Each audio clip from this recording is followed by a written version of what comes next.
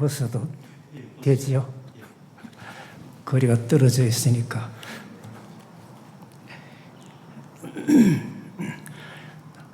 이런 스타일의 예배를 저는 한 50년 정도, 45년 목회를 했어도 처음 경험하는 것이 돼서 아주 낯설고 또 그냥 불편하네요. 그래도 다 마스크를 쓰고 계시니까 찬양할 때 찬양을 하는지 안 하는지 좀 잘 몰라서 그것도 괜찮고, 또 이렇게 마스크를 쓰고 있으니까 눈을 감고 있는지 뜨고 있는지 좀 잘 모르겠어요. 살짝 줘라도 또 괜찮을 것 같고 아마 핑계 대고 예배당에 안 나와도 우리 가정에서 예배를 드릴 거다 그래 생각을 하니까 그것도 또 좀 편안할 것 같고, 어떻습니까? 이 시간에도 우리 가정에서 예배를 들으시는 분들이 계실 텐데 일부 시간이니까 많지는 않겠지만은 또 이렇게 여러분들 만나뵐 수 있어서 감사합니다. 지난 창립주일에 잠깐 와서 얼굴을 뵀는데 오늘 다시 또 임직 시간은 주일에 여러분을 뵙습니다. 이건 이 기침은 코로나하고는 관계가 없습니다. 그냥 걱정하지 마시고. 풀러톤에서 이제 교회를 로컬로 왔습니다. 한 40분 정도 걸렸는데, 오다가 보니까 길가에 장의자들, 그러니까 광고판, 장의자 등에 광고하는 그런 의자가 있지 않습니까? 그 의자에 보니까 크게 지저스, 광고 대신에 지저스라고 크게 써붙였어요. 그리고 그 옆에 말을 썼는데, 여러분의 모든 의문에 대한 해답입니다.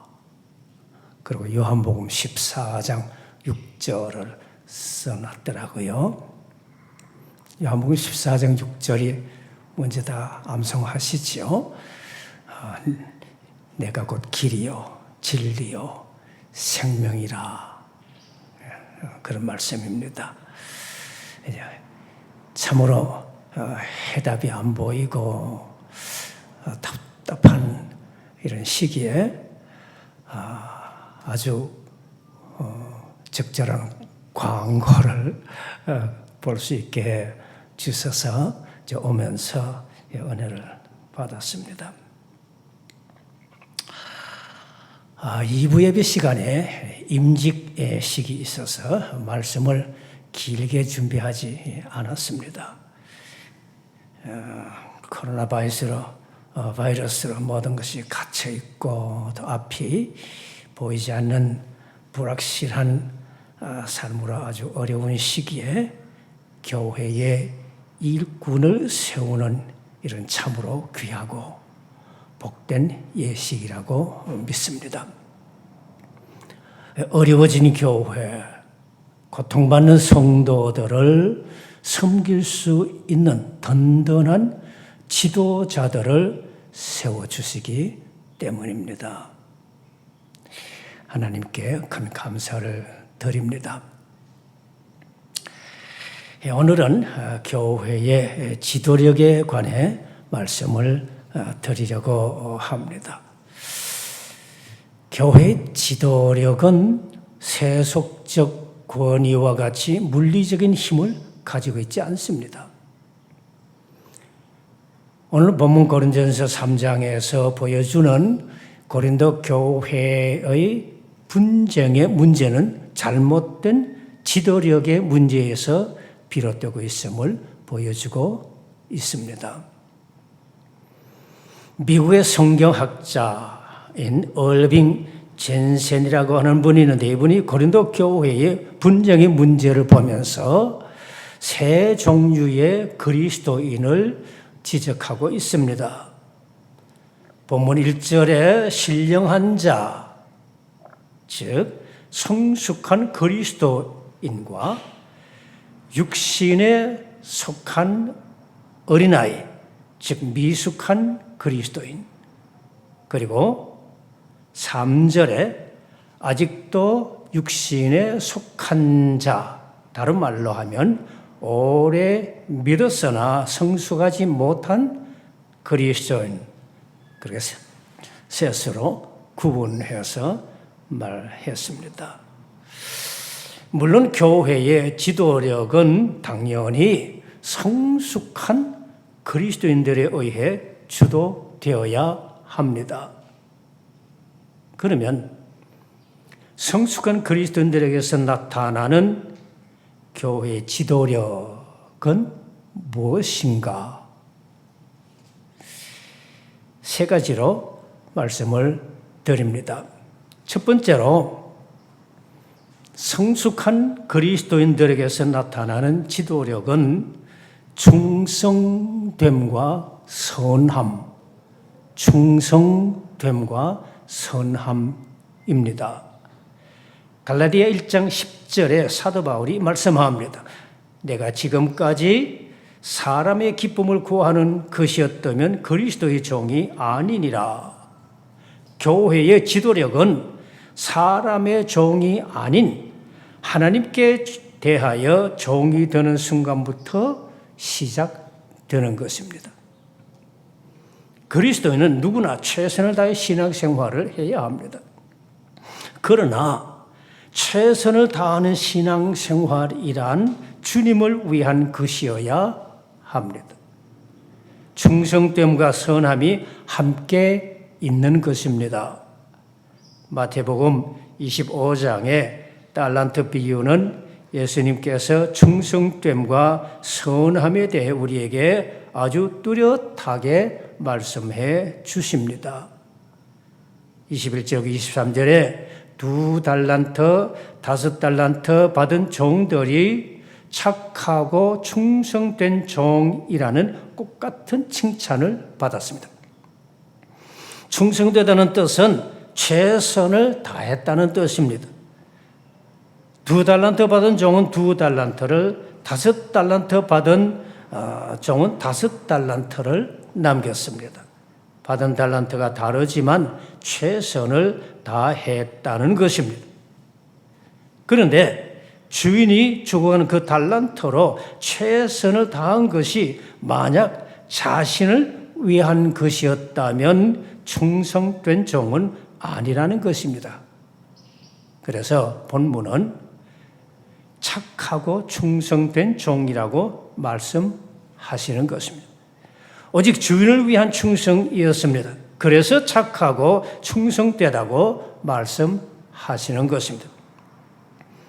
착하고 충성된 종이 되는 것이 교회 지도력의 출발입니다. 그것은 절대 하나님 중심을 의미합니다. 절대 주님으로 신앙을 고백하는 삶이어야 합니다. 주님이 원하시면 언제 어디서나 그것이 무엇이든지 아멘 하는 삶을 의미합니다. 그런 의미에서 노벨 평화상을 받으면서 기자들에게 대답한 테레사 수녀의 말은 깊은 의미를 되새기게 합니다. God did not call us to be successful, but faithful. 하나님이 우리를 세상에 두신 것은 세속적인 성공을 위해서가 아니라 하나님의 영광을 위해서 충성하라고 우리의 삶을 주신 것입니다. 하나님께서 착하고 충성될 때 비로소 교회의 지도력이 시작되는 것이라 믿으시기를 바랍니다. 두 번째로 성숙한 그리스도인들에게서 나타나는 지도력은 모범과 존경입니다. 고린도전서 4장 16절 사도 바울의 말씀입니다. 너희는 나를 본받는 자 되라. 저는 한때 이 말씀을 이해할 수 없었습니다. 대단히 교만한 표현이라고 생각을 했습니다. 고린도전서 11장 1절에도 내가 그리스도를 본받는 자가 된 것 같이 너희는 나를 본받는 자가 되라. 마치 자기가 중보자가 된 것 같이 말한다고 생각을 했습니다. 그런데 갈라디아서 2장 20절을 묵상하면서 답을 찾았습니다. 그런즉 이제는 내가 사는 것이 아니요 오직 내 안에 그리스도께서 사시는 것이라. 그리스도를 닮은 삶을 살아서 나의 삶은 투명해지고 나를 통해서 그리스도를 본받으라는 것이었습니다. 교회의 지도력은 자기 자신은 투명해지고 그리스도가 보여질 때 생겨나는 것입니다. 사도 바울은 자신을 통하여 그리스도를 보여주는 삶을 살려고 혼신을 다하였습니다. 나를 통해 나를 보여주려고 한다면 그것은 이미 교회의 지도력은 아닌 것입니다. 그리스도인은 그리스도를 닮은 삶을 추구하는 제자들입니다. 교회의 모범은 오직 그리스도의 삶뿐입니다. 나를 통해서 그리스도가 드러날수록 나는 더욱 투명해지는 것입니다. 다른 말로 그리스도인의 모범적인 삶을 말합니다. 그리스도인의 모범은 자기 자신의 삶이 아니라 자기 자신의 삶을 통해 그리스도의 모습을 보여주는 것입니다. 그런 의미에서 사도 바울의 나를 본받은 자 되라는 이 말씀은 올바른 것입니다. 이제 내가 사는 것은 내가 사는 것이 아니라 내 안에 그리스도께서 사시는 것이기 때문입니다. 그리스도를 닮아 나는 투명해져서 나는 보이지 않아야 한다는 것입니다. 여기에 사도 바울의 모범과 존경이 함께 있는 것입니다. 서울에 있는 주님의 교회를 개척하신 이재철 목사님을 많은 분들이 존경합니다. 교회를 개척하고 10년을 심무하면서 교회가 크게 부흥했을 때에 교회를 사임하였습니다. 교회를 떠나며 사임한 이유를 이렇게 말했습니다. 내가 교회의 주인 노릇할 것 같아서 사임한다. 나는 투명해져서 보이지 않고 온전히 주님만 보여야 하는데 내가 너무 크게 보여서 사임한다는 것입니다.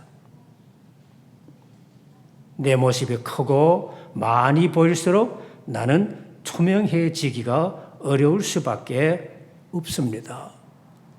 성숙한 그리스도인이란 그리스도를 많이 닮아 자기 자신은 투명해진 그리스도인을 의미합니다. 여기에 모범과 존경이 있습니다. 그것이 바로 교회의 지도력입니다.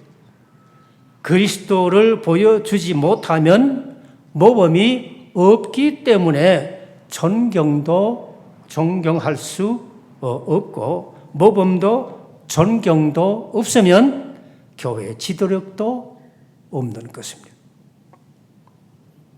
그런즉 이제는 내가 사는 것이 아니 오직 내 안에 그리스도께서 사시는 것이라고 고백하는 투명한 삶으로 모범과 존경을 받는 그리스도인들이 되시기를 바랍니다.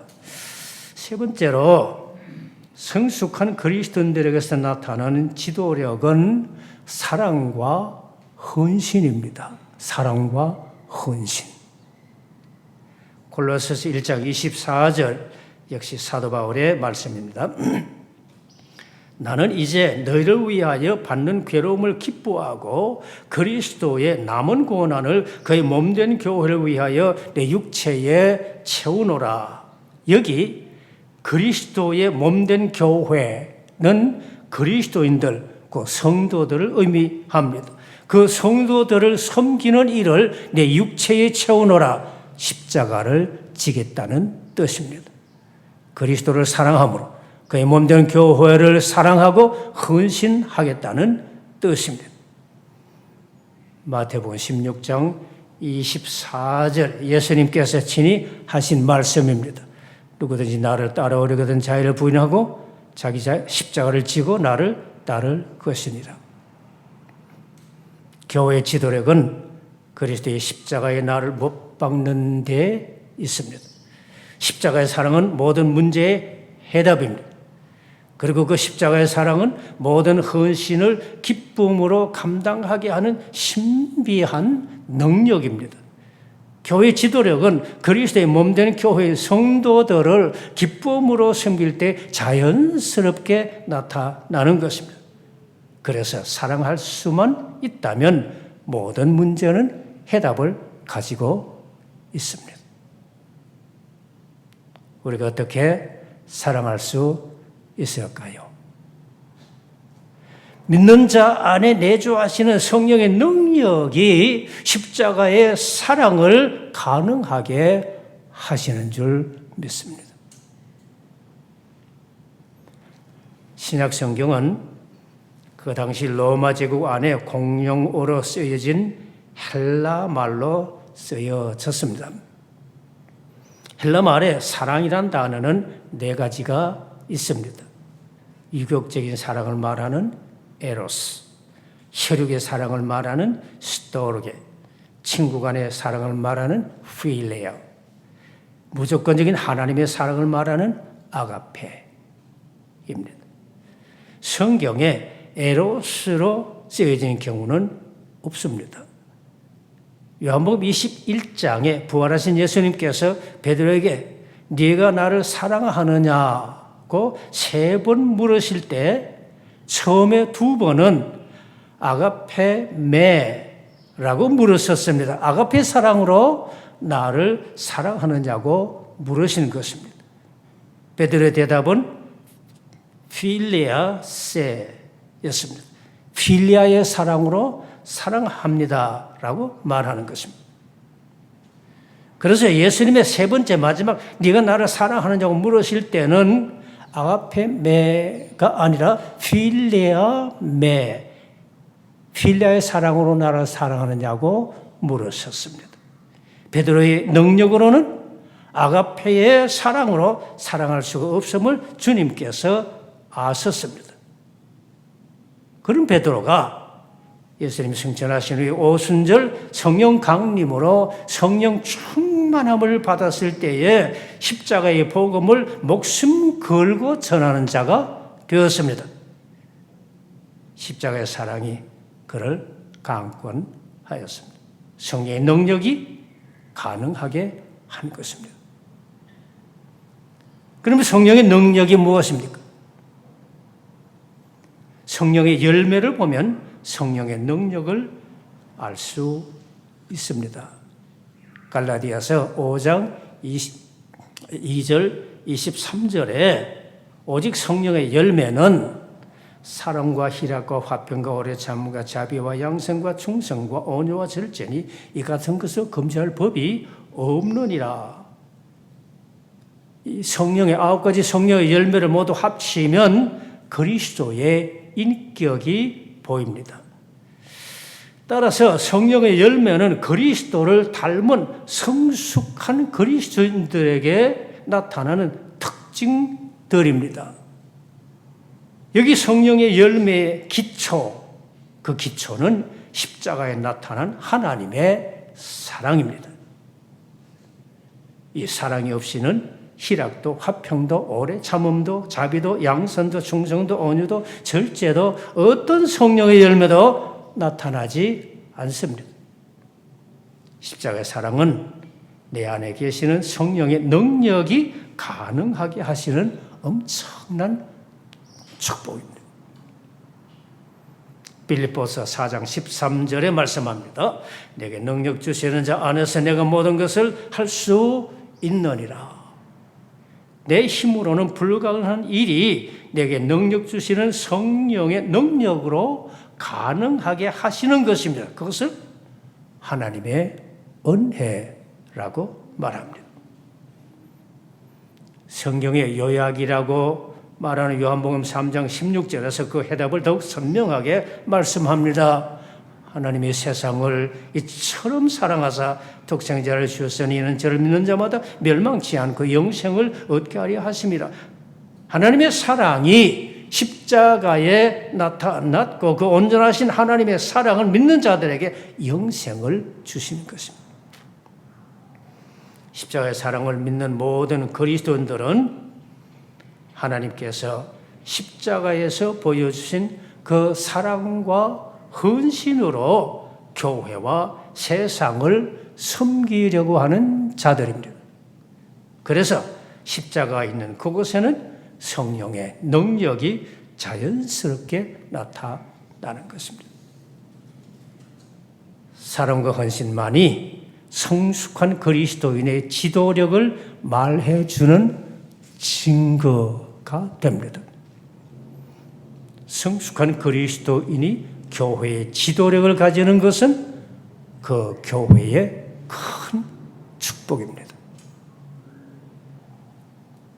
말씀을 마치겠습니다. 예수님께서 교회의 지도력을 마태복음 23장 11절에서 역설적으로 말씀하셨습니다. 너희 중에 큰 자는 너희를 섬기는 자가 되어야 하리라.